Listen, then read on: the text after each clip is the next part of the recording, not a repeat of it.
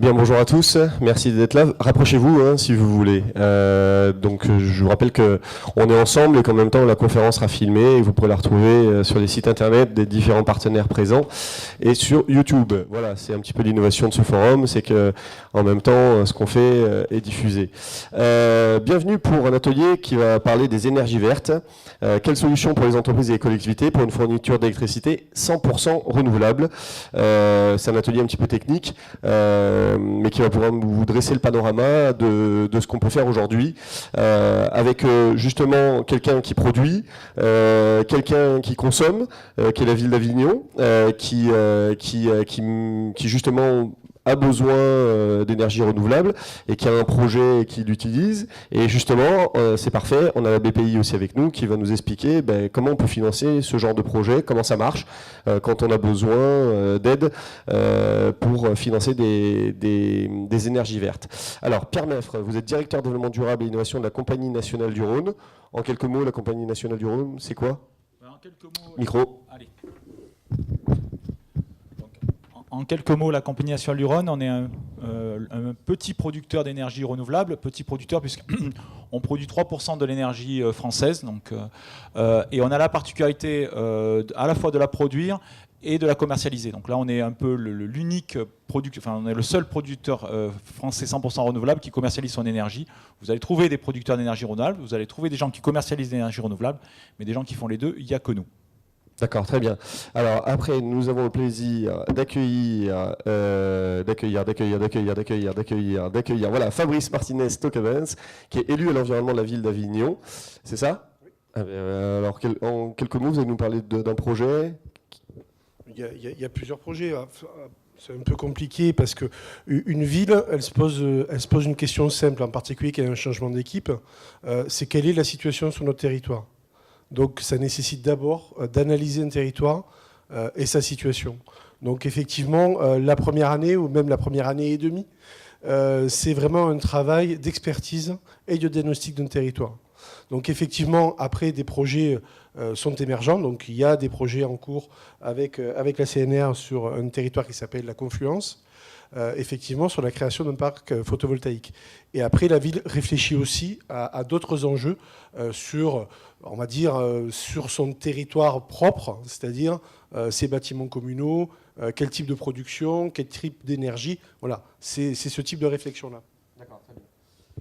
Et puis, nous avons avec nous Pierre Villefranc, qui est directeur régional de BPI France. Quelques mots sur BPI France? Oui, prenez votre micro. BPI France, c'est l'acteur public du financement des entreprises. Ça marche pas? Je suis pas sûr. Bon. Ça fonctionne. BPI France donc, est l'acteur public du financement des entreprises et notre mission première, c'est d'accélérer, de faciliter la croissance des entreprises de ce pays et de les accompagner aux différentes étapes de leur existence, de leur création jusqu'à leur transmission, de les accompagner lors de ces phases un peu délicates que sont aussi l'accès à l'international, le financement de l'innovation ou encore la réalisation de projets d'investissement structurants et coûteux tels que les énergies vertes par exemple. Ok, alors Pierre Meffre, justement, expliquez-nous un petit peu la différence entre la production et la consommation. Vous produisez quoi? Ça veut dire quoi produire des énergies vertes? Alors, effectivement, donc nous, on a deux parties. Une partie donc de production. Historiquement, l'entreprise a obtenu la concession de l'État pour aménager le Rhône et donc on exploite aujourd'hui 19 usines le long du Rhône, donc de la frontière suisse à la Méditerranée. À partir des années 2000, 2005 exactement, on a commencé à développer d'abord des actifs en éolien et ensuite en photovoltaïque. Et aujourd'hui, la composition du mix énergétique est à peu près à 90% d'hydroélectrique, 8% d'éolien et 2% de photovoltaïque. Donc on a la particularité, comme je l'évoquais, de commercialiser l'énergie. C'est-à-dire qu'aujourd'hui, historiquement, là aussi, toute l'énergie hydroélectrique que l'on produit, on la commercialise. On la commercialise essentiellement sur le marché de gros, mais on la propose aussi à des clients finaux. Donc on a aujourd'hui par exemple comme client final l'aéroport Saint-Exupéry à Lyon qui a choisi une énergie 100% verte et qui nous a choisi nous comme fournisseur électrique. Donc sinon, donc on a alors ce qu'on a développé, la grosse particularité aujourd'hui de l'énergie renouvelable, et surtout quand on est sur de l'éolien et du photovoltaïque, c'est qu'on a ce qu'on appelle une énergie qui est intermittente. C'est-à-dire que contrairement à d'autres modes de production, on va avoir une énergie qu'on peut produire quand il y a du vent, qu'on peut produire le jour et pas la nuit sur du photovoltaïque. Et donc toute la réflexion que l'on mène est pour à la fois adapter notre production à la demande, donc en gérant un mix un petit peu plus large eau, vent, soleil, et en ayant par exemple des éoliennes qui sont décorrélées en termes de régime de vent. C'est-à-dire qu'on va avoir des éoliennes dans le corridor rhodanien, mais on va en avoir dans l'ouest et dans le nord. On peut avoir à tout moment de l'année un productible d'énergie renouvelable capable de répondre aux besoins de nos clients. Le deuxième axe de réflexion que l'on porte, c'est le stockage de l'énergie. Donc on est là sur des questions d'un petit peu plus long terme. Et donc aujourd'hui, nous, la piste que l'on a choisie en termes de stockage d'énergie, c'est le mix électricité-hydrogène. Donc on prend de l'électricité, quand on n'en a pas besoin, on la transforme en hydrogène, et cet hydrogène, on peut s'en servir soit pour en refaire de l'électricité en retour, donc ça c'est la voiture hybride hydrogène électrique, donc on a développé une station de recharge aujourd'hui à Lyon, qui est opérationnelle donc avec une flotte de Kangoo hybride, mais on peut aussi cet hydrogène l'injecter dans des réseaux de gaz, et donc on a un projet ici sur Fos qui s'appelle Jupiter 1000, dans lequel on injecte de l'hydrogène dans le réseau de gaz national, et on vient compléter donc le mélange avec du méthane de manière à produire un gaz et donc produire une énergie 100% verte. Et donc c'est l'idée à la fois produire, vendre et par moment adapter la production, voire stocker quand le besoin n'est pas là. Donc voilà un petit peu la problématique d'ensemble auquel on est confronté, sur lesquelles on essaie d'apporter des solutions de court, de moyen, voire de long terme dans le cas, puisqu'on réalise pas mal d'innovation. Alors, j'en terminerai là. La particularité de l'entreprise, c'est que c'est une entreprise à capitaux mixtes. On est à 49% détenu par Engie, GDF Suez, et à 51% détenu par le public, à savoir 30% à la Caisse des dépôts et 20% des collectivités locales, au rang desquelles la région Provence-Alpes-Côte d'Azur. Alors maintenant justement on va voir concrètement, on a le producteur d'énergie verte et puis d'un coup on a une ville qui décide de passer avec de l'énergie 100% renouvelable, c'est ça ? Vous y allez un peu fort, mais 100%. Je vous l'ai dit tout à l'heure, une collectivité, la première question qu'elle se pose, c'est pas directement celle-ci. Alors justement, c'est quoi les questions que vous posez ? La première question, d'abord, je l'ai dit, c'est une question de diagnostic de notre territoire. Et la première façon de travailler sur l'énergie, c'est d'abord faire des économies. Donc avant de produire, on se doit de réfléchir à notre propre fonctionnement, c'est-à-dire combien on dépense et pourquoi on dépense tant. Parce que c'est souvent ça la question. Donc ça nécessite un travail de diagnostic des bâtiments communaux. Et dans une ville de 90 000 habitants, qui est une ville moyenne, c'est beaucoup de choses. Donc ça nécessite effectivement un plan d'action et de diagnostic de ces bâtiments. Quand on fait ces diagnostics, on réfléchit aussi à est-ce qu'on peut produire sur ces bâtiments-là. Ça, c'est un type de réflexion qui doit être menée, et nous, on vient d'entrer dans ce processus-là. Ça veut dire quoi ? On se demande si on peut produire sur ce type de bâtiment-là. Est-ce qu'on peut, par exemple, utiliser des toitures pour poser du photovoltaïque, exemple ? Mais ça pour de la nouveauté ou pour de l'ancien ? Sur de l'ancien. D'accord. Parce qu'effectivement, quand vous avez... on ne construit pas une école tous les jours dans une commune. Hein. Donc, on prend l'exemple d'Avignon, 58 écoles. Donc, on lance un diagnostic à l'heure actuelle sur 20 écoles. Ça va nous permettre d'abord de savoir quel type de rénovation énergétique, en tout cas à utilité énergétique, nous allons faire sur ces bâtiments, parce qu'il y a des nécessités. Et puis, effectivement, est-ce que ce bâtiment permet d'installer ce type de matériel ou pas ? Donc, à chaque fois, et le but, effectivement, c'est qu'on arrive à un niveau où on puisse développer ce type d'outils. Donc ça, c'est nos stratégies. Donc c'est valable sur des bâtiments assez classiques, connus. C'est valable aussi sur d'autres ensembles moins connus. La ville gère le marché international. Donc là, il y a de la surface. Donc c'est une réflexion. Après, on mène aussi... Alors sur cette question-là, n'oubliez pas que une ville, elle fonctionne dans un territoire et donc dans une intercommunalité. Et ce type d'enjeu, il se réfléchit aussi à l'échelle intercommunale. Donc c'est une réflexion qui est menée en commun avec le Grand Avignon. Donc voilà les processus premiers que se pose d'abord une collectivité. Et combien de temps ça prend? Parce que Ça peut prendre du temps. L'intercommunalité, la ville, le machin, le temps qu'ils réfléchissent, ça qu'ils se mettent dépend de autour d'une l'avance table. qu'elle a pris ou pas. Nous, on est en année 1, c'est-à-dire qu'on commence vraiment ce travail d'analyse. Effectivement, l'objectif, c'est que d'ici 4 ans, on puisse vraiment avoir des outils qui fonctionnent sur notre territoire, par exemple en photovoltaïque. Ça, c'est un travail qui est mené. Donc votre ambition, c'est de mettre le plus possible de photovoltaïque sur le C'est de territoire développer Avignon avec et les Grand contraintes. Avignon. Les villes ont des contraintes diverses et variées. Je cite Avignon, on parle beaucoup des ombrières sur les parkings, c'est très pratique. Nous, c'est compliqué parce qu'on est une ville patrimoniale, donc on ne peut pas installer ce qu'on veut. Il y a une certaine distance à respecter, même pour ça. Donc il y a des villes qui ont des contraintes à ce niveau-là aussi qui se posent. Donc c'est un ensemble d'éléments qui font qu'on élimine un certain nombre de questions pour effectivement se concentrer sur ce qui est faisable et de quelle façon on va le faire. Alors, quelle façon on va le faire? Alors, ça nécessite effectivement d'abord un choix politique. Donc ça, c'est effectivement des enjeux qui sont posés. Et une fois qu'on a décidé de bâtir et d'aller dans cette direction-là, on met autour de la table d'abord les partenaires naturels que sont les intercos, et après on met aussi, à un moment donné, les industriels aussi autour de la table. C'est-à-dire, effectivement, qu'est-ce qu'on est capable de faire ensemble? Je dis bien ensemble, parce qu'il y a une méthode très simple, hein, c'est de dire, bon, ben, très bien, installez-vous à tel endroit, on va signer un contrat pour avoir un loyer, et puis on ne s'occupe plus de rien. C'est une méthode, elle existe. Et puis il y a aussi des collectivités qui ont envie d'aller un peu plus loin que ça, c'est-à-dire de se dire quelle est notre place dans ce type de développement-là.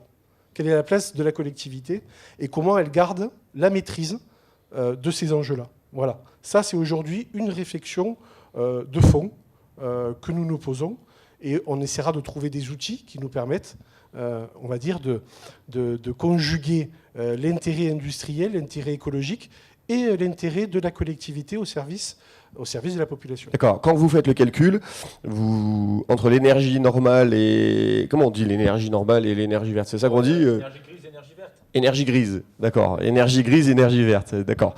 Donc, entre l'énergie grise et l'énergie verte, ça coûte plus cher, ça coûte pas plus cher? Est-ce que ça a un coût, l'engagement, entre guillemets, sociétal, de se dire on veut faire un truc pour l'environnement?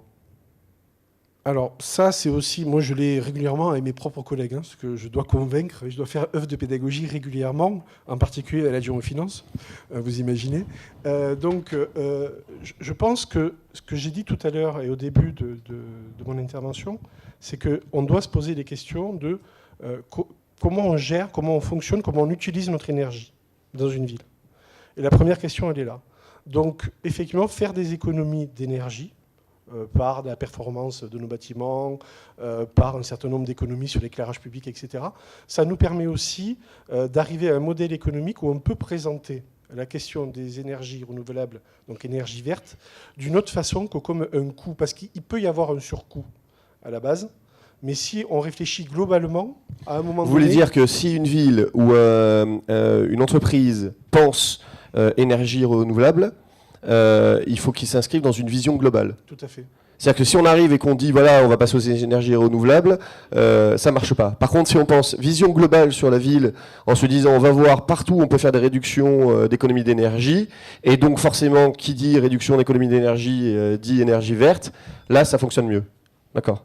Parce que le but, hein, le but de ce forum et de ces ateliers, c'est de vous donner des trucs et des bonnes pratiques et des choses que vous pouvez réaliser, et surtout de savoir comment le faire. Donc je m'attache beaucoup à ça. Voilà. Alors allez-y.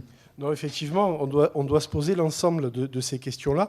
C'est-à-dire, à un moment donné, la capacité d'une collectivité à produire ou à être acteur d'une production d'énergie verte, c'est un aboutissement d'un processus.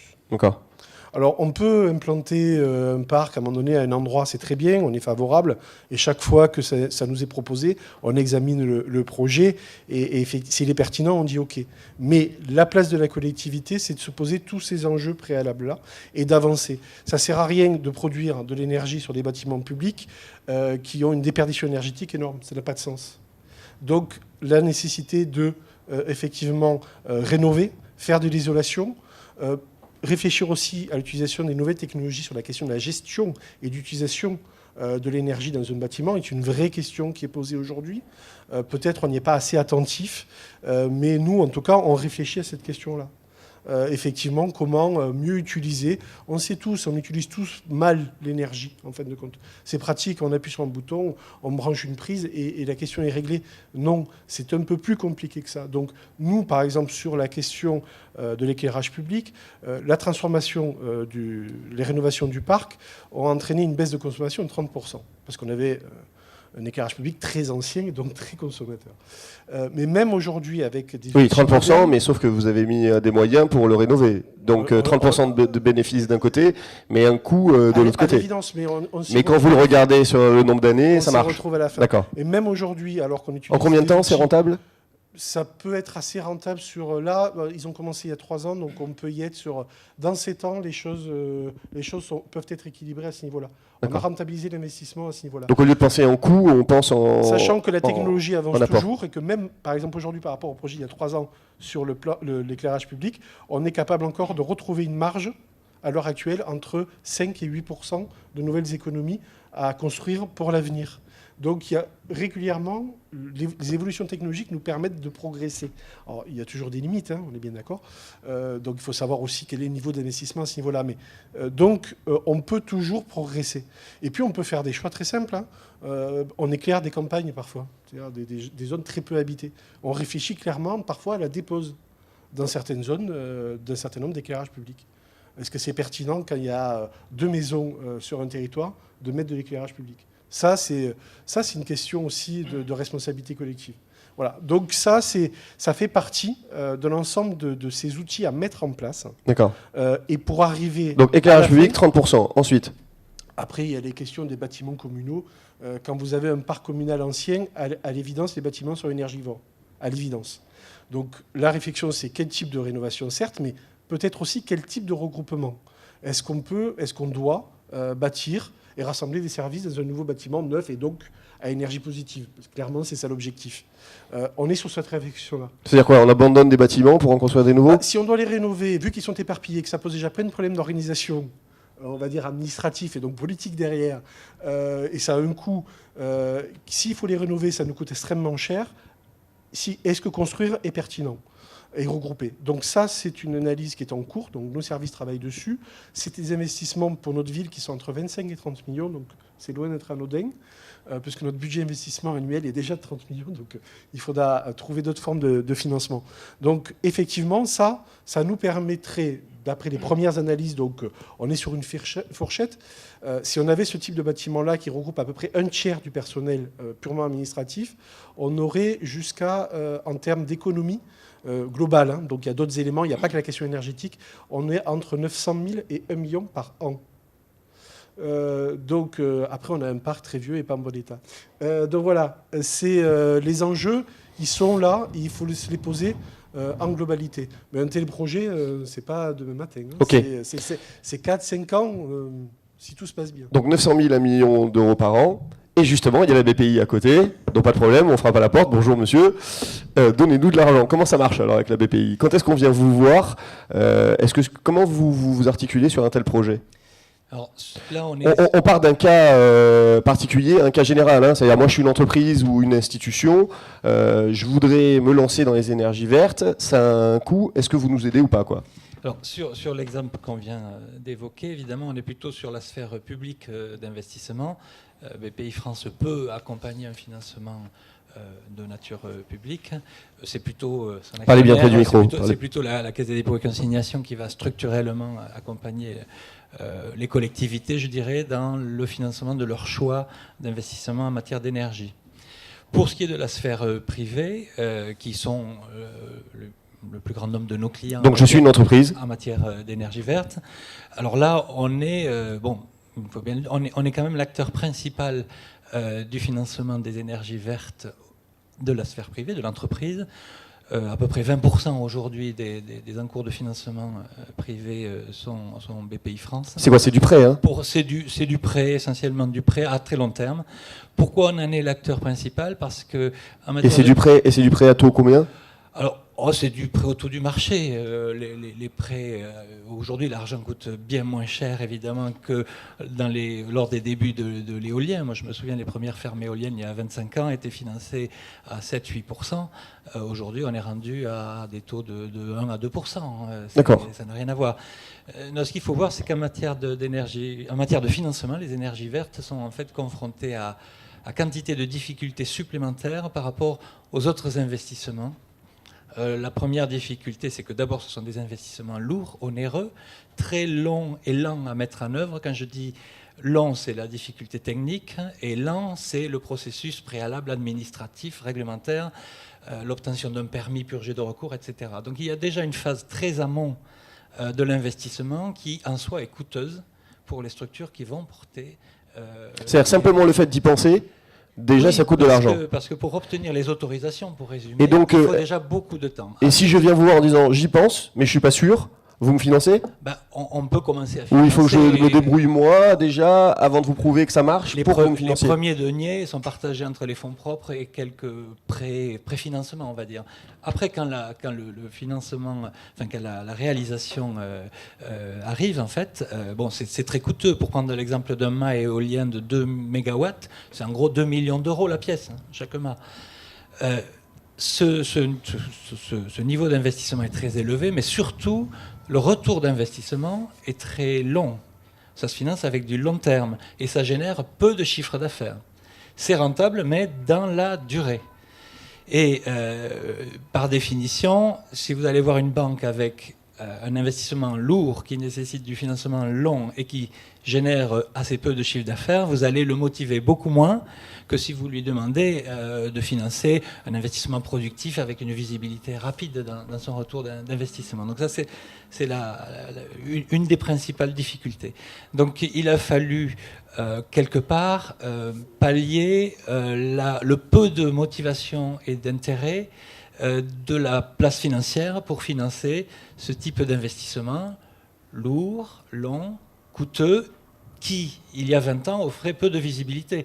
Les premières fermes photovoltaïques, qu'elles soient au sol ou sur toiture, on ne savait pas trop la durabilité des panneaux, on ne savait pas trop au bout de 15 ans quel serait le rendement. Maintenant, on a un peu plus de recul, c'est un petit peu plus facile, mais ça reste quand même très, très pénalisant. C'est la raison pour laquelle la Banque publique d'investissement, et puis avant elle, Oseo d'ailleurs, avait fait naître d'abord un savoir-faire en matière de ces financements, et ensuite un certain nombre d'outils et de moyens spécifiques pour favoriser l'initiative d'investissement dans les entreprises en matière d'énergie verte. Et quand j'entends par énergie verte, je ne veux pas parler que du photovoltaïque ou de l'éolien, mais tout ce qui participe en fait à réduire l'empreinte carbone et la consommation d'énergie.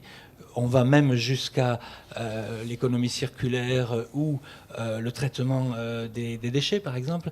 On a par exemple fait naître ce qu'on appelle le prêt vert, qui est un prêt sur 7 ans, sans garantie. C'est un prêt, hein, c'est pas une prairie verte. Hein. D'accord. C'est un prêt avec accent circonflexé et un T. Ce prêt vert, il a la particularité d'être sans garantie. D'ailleurs, un financement d'énergie... Qu'est-ce que ça veut dire sans garantie? Sans garantie, c'est-à-dire qu'on fait, généralement, quand un banquier prête, il associe à son prêt une prise de garantie, généralement sur l'objet du financement. Une caution? Pas nécessairement. Je prends un exemple vraiment trivial. Quand un banquier finance un camion, il prend un gage sur le camion. Et en cas de non-remboursement du prêt, le camion a une cote argus. Oui, hypothèque ou l'objet caution, du financement présente une garantie qui est assez intéressante. Quand vous financez une éolienne ou un toit photovoltaïque, par définition, si l'emprunteur ne fait pas face à ses engagements, aller revendre des panneaux de silicium sur un toit ou au sol ou un mât éolien, après il faut essayer de revendre l'autorisation d'exploiter. Donc on prend des garanties sur les autorisations, on peut se faire céder les autorisations d'exploiter. Mais le prêt, la garantie est également un problème dans les énergies vertes parce que les investissements eux-mêmes ne procurent pas aux banquiers des sûretés qui, en cas de difficulté de l'emprunteur, lui permettront de vendre le bien et de rentrer dans ces fonds. Vous voyez, c'est une difficulté supplémentaire. D'accord. Donc le prêt vert, 7 ans, 2 ans de différé d'amortissement, donc c'est un prêt qu'on commence à rembourser après 2 ans. Et sans garantie, encore une fois, c'est précieux pour qu'une entreprise se dise, bon, ben, j'ai une partie de mon financement qui est acquise à des conditions, en plus il est à taux proche de zéro. Donc on a fait naître par exemple ce type de produit. On a fait naître aussi un fonds d'investissement puisqu'on déploie des activités de financement, mais aussi au capital des entreprises. On a un fonds écotechnologie par exemple. On a Là, vous participez carrément au capital de l'entreprise. Là, on prend notre part au capital de D'accord, l'entreprise et on a aussi des aides à l'innovation parce qu'autour des énergies... Et jamais plus de 50%, vous m'aviez dit, c'est ça? On est toujours minoritaire. Toujours minoritaire. Toujours minoritaire. D'accord. En matière d'innovation aussi, les énergies vertes et tout ce qui participe encore une fois à réduire l'empreinte carbone a fait naître quantité d'innovation, de process et beaucoup de start-up sont accompagnés par BPI France par le moyen de subventions ou d'avances remboursables dans les phases de recherche et développement autour de process. Par exemple, on a dans la région pas mal de petites entreprises, dont une, par exemple, a mis au point un système d'orientation des panneaux photovoltaïques qui se tournent comme le fait le tournesol en suivant le soleil. Bon, voilà des technologies qui... ont permis en fait d'améliorer la rentabilité d'une énergie verte, une énergie solaire en l'occurrence. Donc voilà, il y a aussi beaucoup d'entreprises d'ingénierie qui développent au fil des années, que ce soit dans l'éolien, dans le photovoltaïque ou dans une quantité d'autres sources d'énergie finalement, des process qu'on essaie d'accompagner aussi. Ok, très bien, merci. Je crois qu'on a à peu près fait le tour. Pierre Meffre, alors justement, on a vu que c'est un peu... Enfin, c'est pas simple. Donc, est-ce que vous êtes aussi conseiller ? C'est-à-dire que si moi je suis une entreprise ou une institution, je viens vous voir, je vous dis voilà, on a réfléchi, on a une vision globale, on a travaillé sur notre éclairage, on a travaillé sur nos bâtiments anciens, etc. Et maintenant ça y est, on est prêt, on voudrait avoir une consommation énergie verte. Est-ce que vous nous accompagnez du début jusqu'à la fin aussi, en nous aidant par exemple sur le financement, à mieux comprendre comment ça marche, voilà. Est-ce que vous êtes aussi consultant ou vous attendez juste qu'on vienne vous voir et qu'on vous dise ben voilà, on veut telle solution ? La réponse, elle est un peu entre les deux. On ne va pas présenter de solution globale. Nous, on apporte une brique, enfin, on peut apporter 2 briques qui sont une brique de production d'énergie verte et une brique de vente d'énergie verte. Voilà, donc en fait, une collectivité ou une entreprise souhaite soit développer des énergies renouvelables sur son territoire. Ça peut être du panneau photovoltaïque au sol, ça peut être de l'ombrière, ça peut être du panneau photovoltaïque en toiture, voire de l'éolien, voire même, on répond actuellement sur de la petite hydroélectricité, récupérer l'énergie d'un torrent de montagne. On va répondre à cette demande et proposer une offre. On peut aussi à une entreprise ou à une collectivité qui décide de se fournir avec une énergie 100% renouvelable, proposer une offre. Alors là-dessus, il faut être bien clair sur ce qu'on propose. Quand on branche un appareil sur une prise, on ne connaît pas l'origine de l'électron. C'est-à-dire que l'électron, il est ce qu'il est. La plaque électrique mélange les électrons, que ce soit de l'éolien, du photovoltaïque, du solaire, du nucléaire ou du gaz. Ces électrons-là sont mélangés. Et donc, quand on consomme un mix énergétique à un moment donné. C'est sûr que si on est plus près d'une centrale nucléaire, on aura un mix énergétique plus nucléaire. Et si on est plus près d'un barrage, on aura un mix énergétique plus hydroélectrique. La particularité de l'offre que l'on fait en termes d'énergie renouvelable est que chaque fois que vous appelez un certain volume d'électrons à un pas d'un quart d'heure, on s'engage à mettre le même nombre d'électrons sur le réseau sur le même temps, de manière à ce qu'on compense votre courbe de consommation en énergie renouvelable. Voilà l'engagement que l'on prend. Donc à la fois, ce que je peux dire, c'est qu'on une entreprise ou une collectivité qui souhaite se développer, on peut apporter une solution en production, excusez-moi, et on peut aussi apporter une solution en consommation. Mais moi, quand je suis une entreprise, quelque part, voilà, je veux de l'énergie verte, quoi. Je ne sais pas si elle est hydraulique. Enfin, je me pose pas ces questions. Je me dis, je veux être citoyen. Quelque part, Est-ce que vous avez fait des calculs de réduction d'énergie que ça représentait pour une entreprise entre le coût et la production ? Nous, la proposition que l'on fait en énergie verte est légèrement plus le coût est légèrement plus élevé qu'une énergie classique. On est à quelques pourcents de plus, ça va coûter quelques pourcents de plus qu'une énergie classique. Après, comme l'expliquait l'élu de la ville d'Avignon, si on prend je reprends l'exemple de l'éclairage public. C'est l'éclairage public qui va nous consommer tous les trois. On prend l'éclairage public. L'éclairage public, il y a trois choses. Il y a petit 1, il faut d'abord réduire la consommation d'éclairage public. Donc, ce qui est dit, c'est des ampoules moins consommatrices, des endroits où on supprime les ampoules, et des endroits où on fait varier l'intensité lumineuse. Ça, c'est les trois champs. Voilà. Donc ça, déjà, petit 1, je commence par consommer moins de kilowattheures. Pour faire ça, j'ai besoin d'un financement. BPI ou la Caisse qui va apporter du tiers financement parce qu'on est sur un projet qui n'a pas de rentabilité à court terme mais qui, à 15 ans, aura une rentabilité. À 15 ans, une fois que j'aurai remboursé tout mon investissement, à ce moment-là, je commencerai à gagner de l'argent puisque les économies d'énergie seront là. Et puis, nous, on peut venir en troisième composante en disant, mais en plus, ces lumières, ces lampes qui éclairent la nuit, elles sont alimentées à partir de l'énergie renouvelable. Et donc avec notre brique énergie renouvelable. Et là, vous avez une offre, un projet complet qui comprend à la fois de l'économie d'énergie, du tiers financement et de l'énergie verte.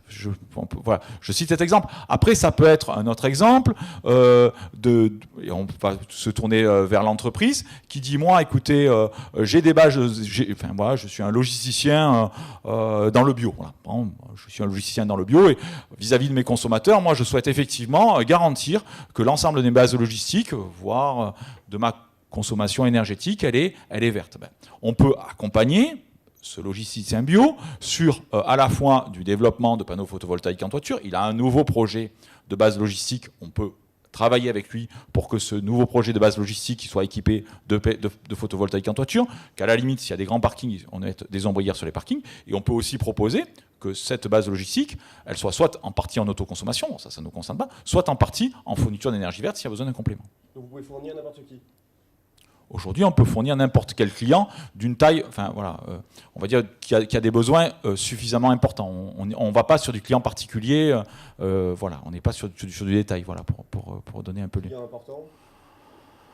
Client important, on va dire une entreprise de 200-300 salariés à peu près. D'accord. Voilà. Très bien. Merci. Je pense qu'on a fait un petit peu le tour de manière générale. On est là pour vous, donc si vous avez des questions, n'hésitez pas. C'est toujours la première. Allez, qui se lance?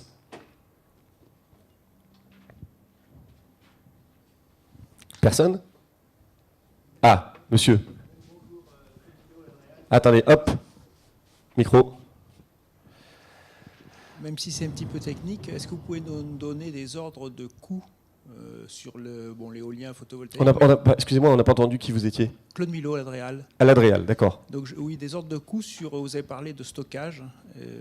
Ça m'intéresse. Soit en réinjection en gaz, soit en production d'électricité.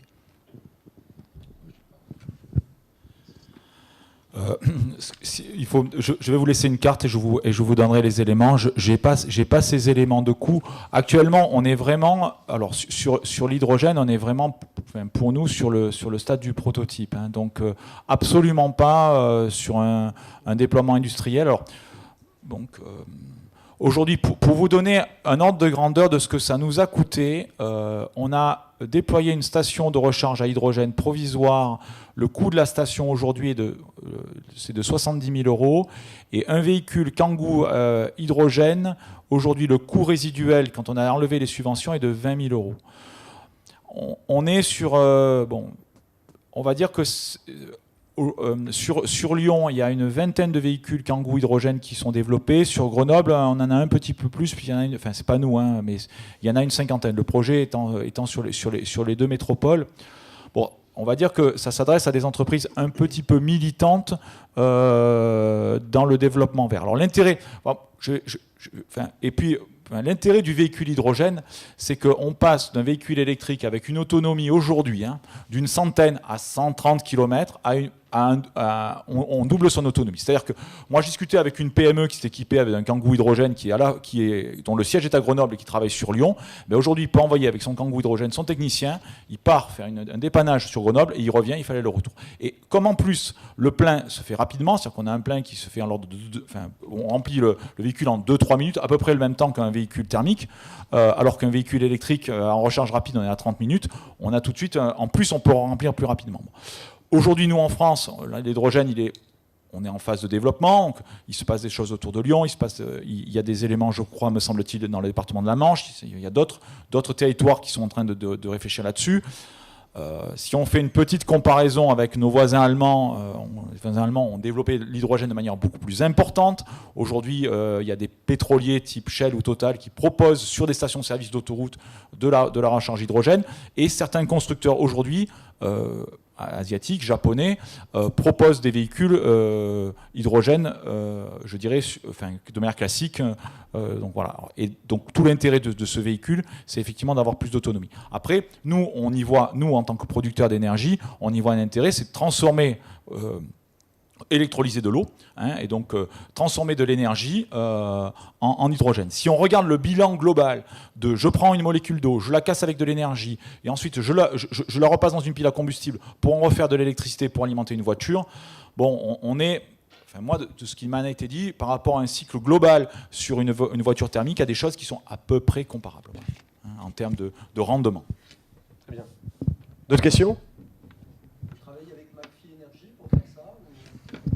Oui, alors on est dans un partenariat qui s'appelle Highway, effectivement, et on est avec McPhy Energy sur ce partenariat. Donc, enfin, c'est porté. Voilà. C'est quoi McPhy ? Alors McPhy, c'est un. C'est une succursale de McDonald's ou non ? Oui, puisqu'on on m'a déjà fait la remarque en plus.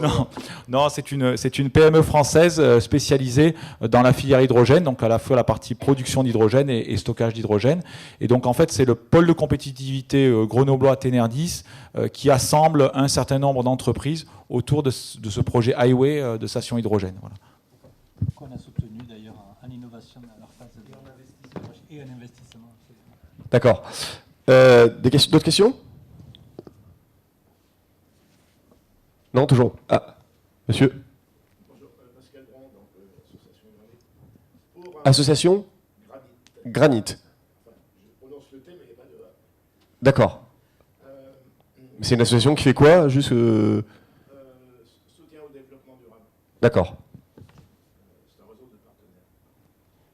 Pour les entreprises privées, est-ce qu'on s'oriente plutôt vers des tours de table un peu étoffés, un peu larges, ou est-ce qu'un financeur individuel, c'est-à-dire je veux dire une banque en particulier, peut agir seul, sans BPI par exemple, ou avec vous, est-ce que c'est toujours un tour de table assez large qui est préférable? C'est ce que je vois un peu. Est-ce que c'est une tendance lourde? Pour les raisons que je vous disais tout à l'heure, les banquiers en solo ne sont pas très enclins à financer ce type de financement. D'un autre côté, BPI France n'intervient jamais seul. C'est un principe de fonctionnement. On doit ajouter au panier des banques, je dirais. On doit faire levier sur les banques, mais on n'intervient jamais seul. Le but, ce n'est pas de se substituer aux banquiers, c'est de les entraîner. Donc, de fait, on peut être leader, chef de file d'un financement dont on assurera 30, 40, 50, 70% à la limite, mais on entraînera à nos côtés toujours au moins un autre financier. D'ailleurs, vers lequel on amènera notre expertise et notre propre vision du risque et du plan de financement, en fait. Donc, on est plutôt, fédérateur, stimulateur, on n'est jamais seul. Donc, vous avez, de fait, la plupart des financements des énergies vertes sont sur des financements de pools bancaires à 2 ou 3 acteurs, quelquefois 4. Et il est rare que dans ces 4, BPI soit absent. Mais vous pouvez être tête de file. On peut être chef de file, on peut, derrière nous, amener le complément du financement.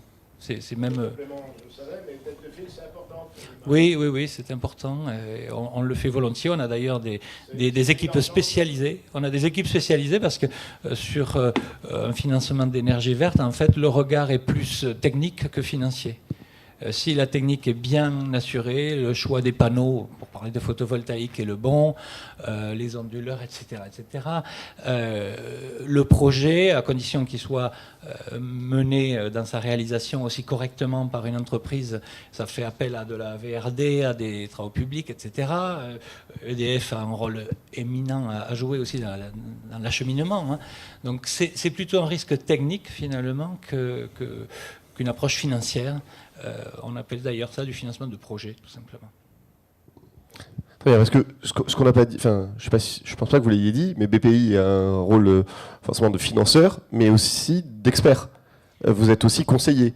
Oui, enfin, c'est-à-dire que pour les raisons que je disais encore tout à l'heure, le fait que les banquiers, en tout cas notamment il y a 20-30 ans, il n'y avait personne pour financer l'éolien dans ses débuts. Je me souviens, moi, en 1990, quand M. Germain, dans le département de l'Aude, a fait les 4 premiers mâts éoliens sur les Corbières, il n'arrivait absolument pas à trouver ces financements.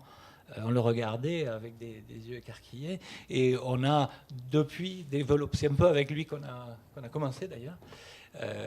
Donc voilà, c'est un processus très, très complexe. D'autres questions, madame? Eh bien, allez-y, c'est l'occasion jamais. Faites-vous plaisir. Ah. Ce qui m'intéresserait, c'est de voir un peu, j'ai bien compris que vous en êtes au tout début de la réflexion et tout. Est-ce que vous avez déjà pensé comment dirais-je, au fil de votre opération, à l'association des comités de quartier, par exemple, de la population, d'autres partenaires? Quel est votre partenariat que vous envisagez? Comment vous avez rassemblé les parties prenantes à votre projet? Oui, non, effectivement. En fait, la transition, une ville en transition, c'est plein d'étapes. Donc, effectivement, une des étapes, c'est aussi la question du rapport aux citoyens et comment on implique la population sur ce type de projet. Donc, on a des instances dites de démocratie participative qui sont de la consultation, où des gens nous font des propositions, on leur fait des propositions, et où il y a cet échange-là. Donc c'est valable sur ce sujet comme sur d'autres. Je vais me faire l'avocat du diable, mais qu'est-ce que je m'en fiche, moi, de savoir que... Enfin, en quoi ça me concerne, moi c'est quoi le risque qu'il y a ou que vous voyez avec des gens du quartier? Alors, on va mettre des photovoltaïques ou on va mettre de l'énergie renouvelable. C'est pas un changement majeur pour moi. Il n'y a pas une incidence réelle, si? Si. Ah. Et bien sûr, d'abord parce que l'habitant d'une ville, c'est d'abord c'est le citoyen, c'est aussi le contribuable. Donc c'est aussi quelque part son investissement. Donc il verse des impôts, il paie des impôts, et je pense qu'il est important qu'il sache ce qu'on en fait.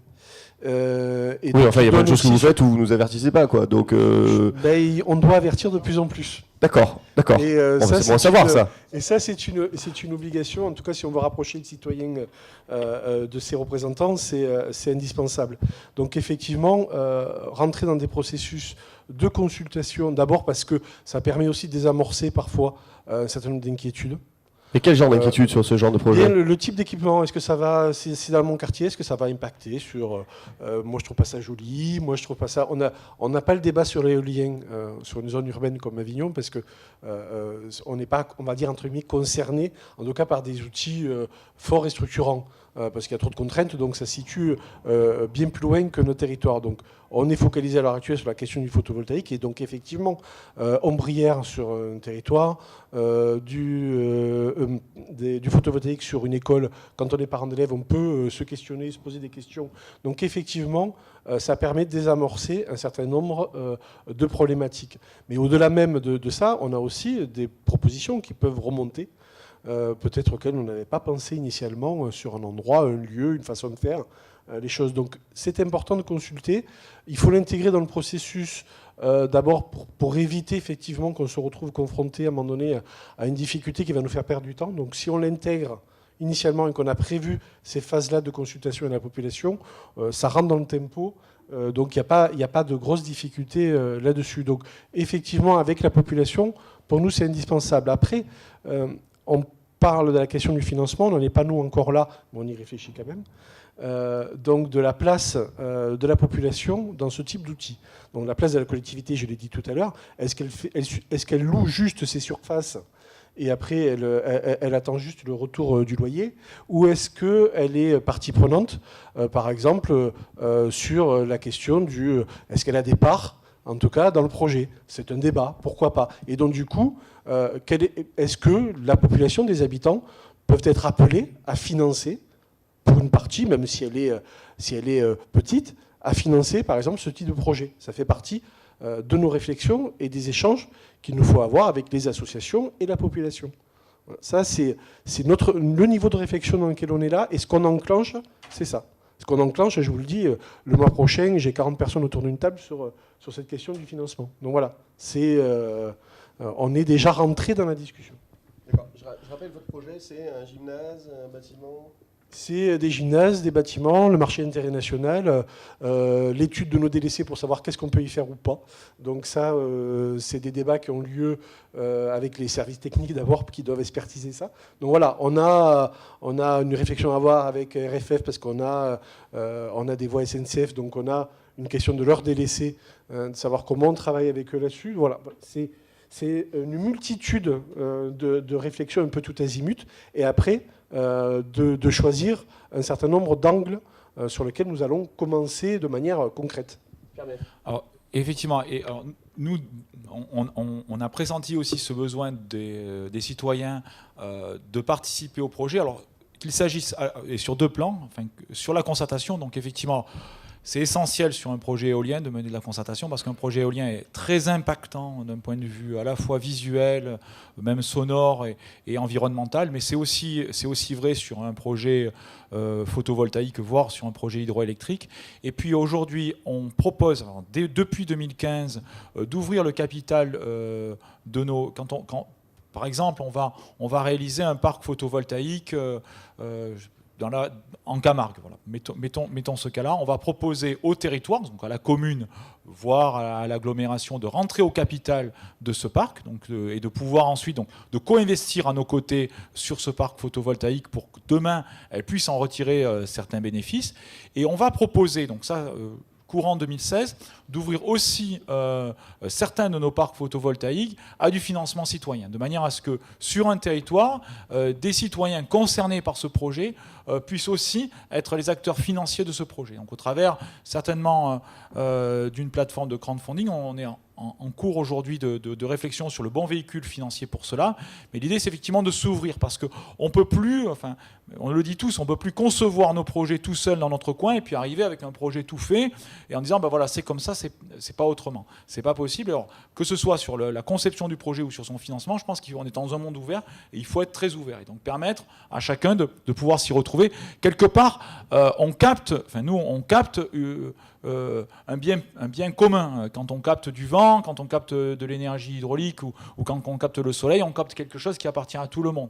Et donc que la façon dont on le capte, on concerte, et que la façon et que les bénéfices que l'on en retire, on les partage, je trouve que c'est ce qu'on a souhaité. Enfin, c'est ce qu'on fait, on fait depuis toujours sur le Rhône. C'est ce qu'il faut qu'on fasse aussi sur nos autres actifs.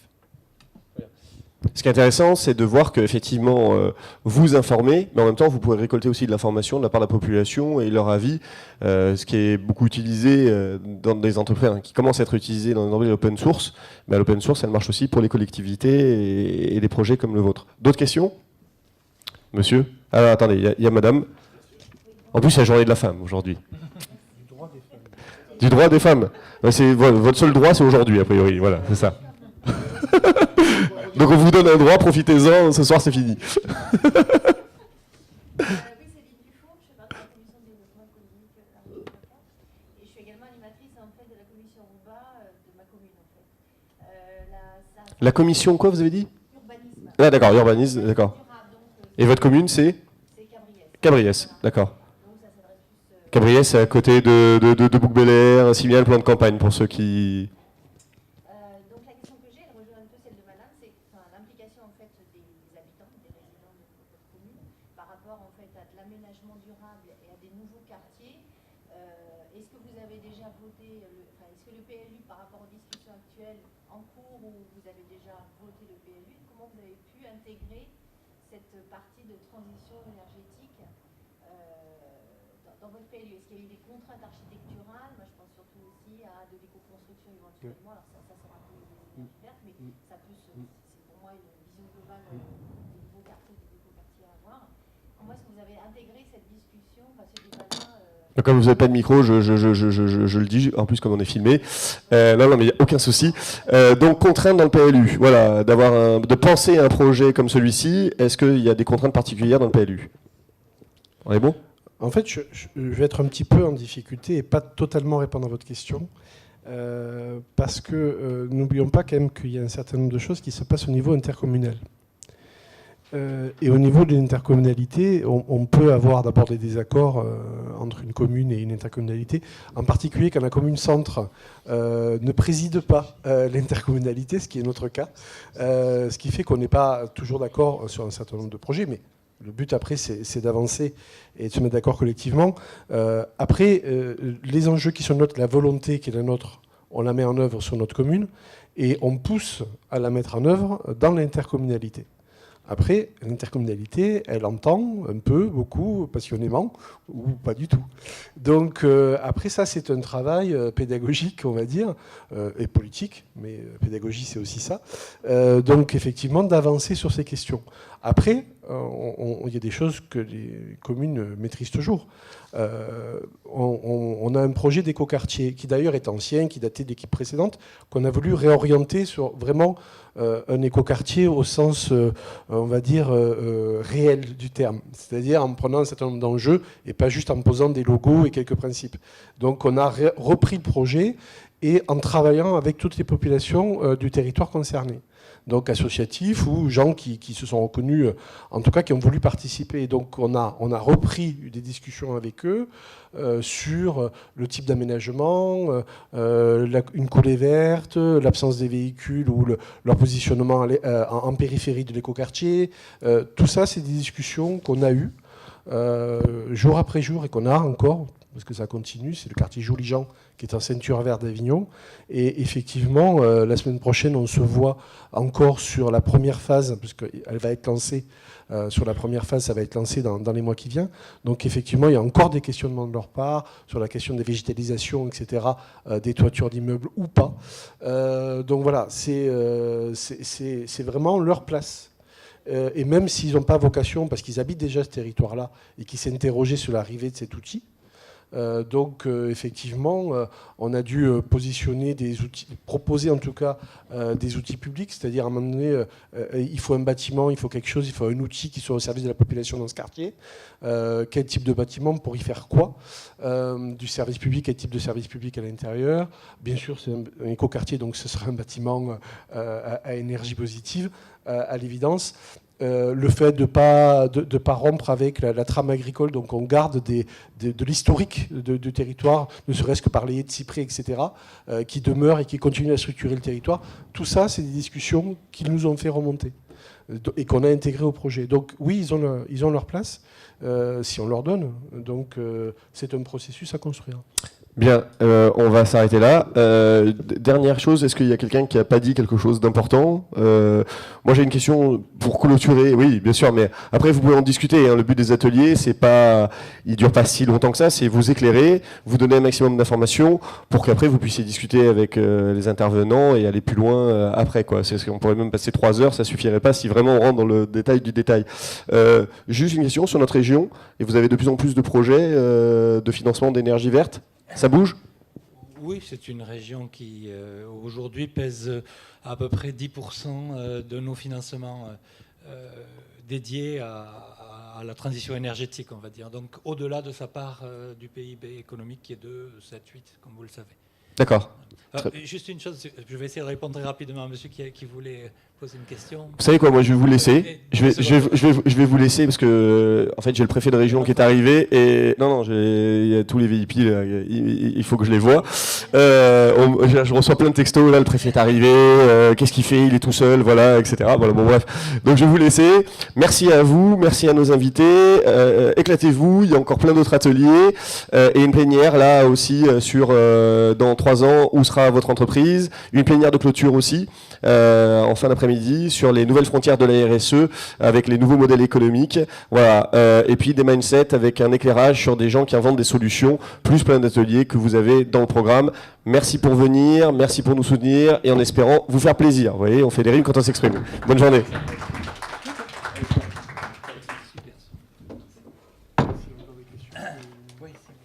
S'il y avait encore des questions, nous on peut rester 5 minutes, enfin voilà, on est là donc. Voilà. Dans le cadre d'une entreprise privée qui fait appel à BPI, en général, vu la taille des projets sur lesquels vous intervenez, il me semble qu'il y a probablement peu d'autoconsommation d'énergie, c'est plutôt destiné à la vente. S'il y a une part d'autoconsommation qui venait à être un peu plus importante, est-ce que ça rend difficile l'équilibre? C'est-à-dire, quand il y a autoconsommation, il n'y a pas de vente. Enfin, en tout cas, la partie qui est autoconsommée n'est pas vendue. Donc ça modifie complètement les paramètres budgétaires, financiers et même économiques. Effectivement. Donc est-ce que cette autoconsommation, les parcs sur lesquels on peut faire de l'autoconsommation sont dans votre créneau, dans votre...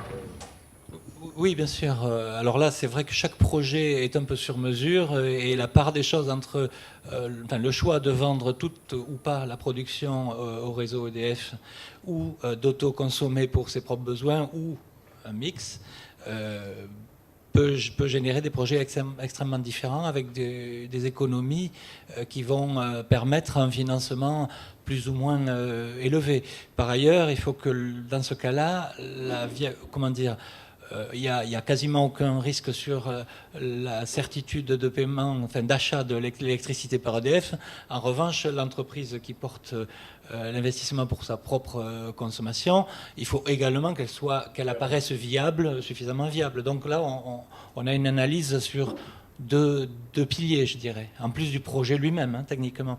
Mais là, c'est vraiment, chaque projet a sa propre économie. Et ce sont les plus complexes à analyser et à financer.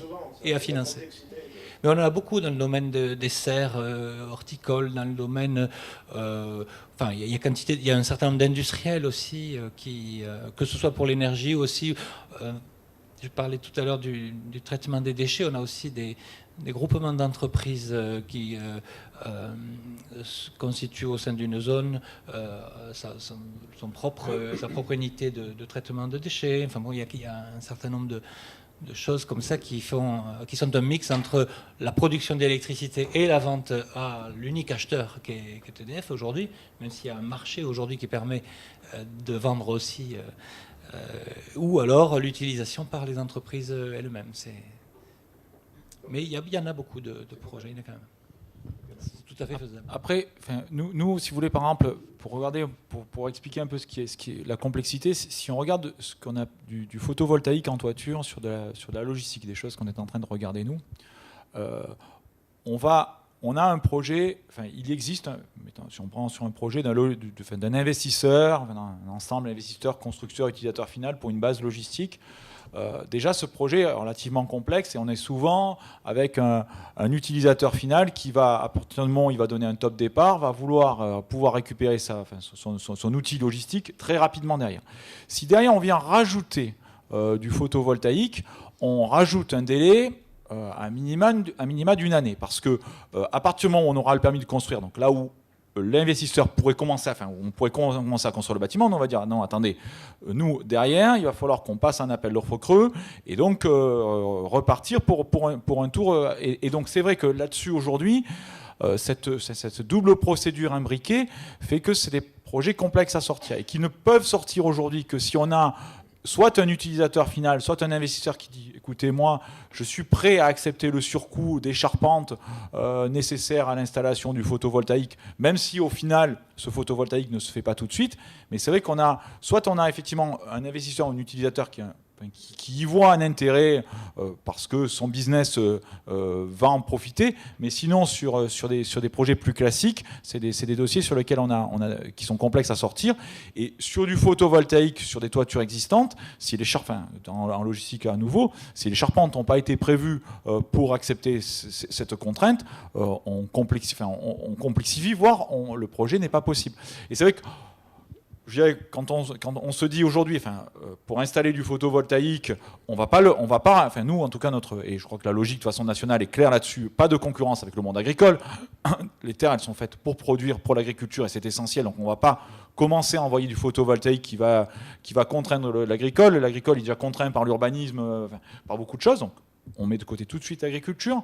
Ensuite, nous, on est donc sur des sites, soit de la friche industrielle, des sites qui ont aujourd'hui plus d'usage, mais ces sites, ils ne sont pas pléthoriques en France. Et c'est vrai qu'à contrario, l'utilisation de grandes surfaces de toiture plate peut être intéressante. Mais aujourd'hui, en l'état de l'art, ça reste des projets un petit peu complexes sur lesquels on va s'essayer, mais qui sont compliqués.